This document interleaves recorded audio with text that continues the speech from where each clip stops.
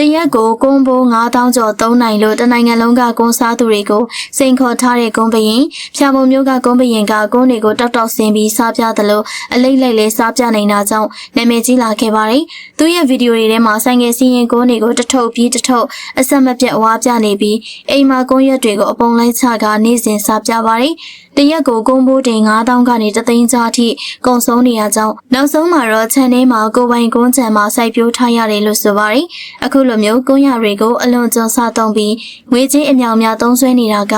တကယ်တော့ဂုဏ်ယူစရာမဟုတ်ပါဘူး။ကွန်စားတာကရှေးကလေးကအလေးအထားဖြစ်ပေမဲ့ဒီလောက်ထိအတိုင်းစားမရှိဖြုံတီးစားသုံးနေတာကငွေကြေးအရရောကျန်းမာရေးရှုထောင့်အရမှာပါမှားယွင်းနေပါတယ်။ဒီကွန်ဘီရင်ကြီးကသူ့ရဲ့အကောင့်မှာတနိုင်ငံလုံးကကွန်သမားတွေကိုရဲရဲဝံ့ဝံ့ကြီးသူ့လို professional ကွန်ဘရင် Pro Plus ကိုပြိုင်မစားရေးပဲနဲ့ပြိုင်စားမယ်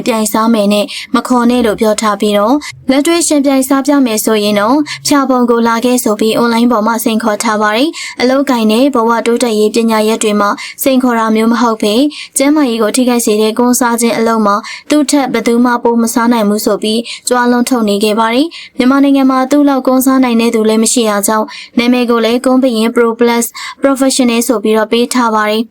တနိုင်ငံလုံးကိုစိန်ခေါ်ပြီးကွန်အလွန်ကျွံစားပြနေတဲ့ကွန်ဘရင်ကြီးရဲ့အလုပ်ရဲ့အပေါ်ဘယ်လိုဝေဖန်ထောက်ပြခြင်းလဲဆိုတော့ comment မှာပြောပြခဲ့ပါဦးရှင်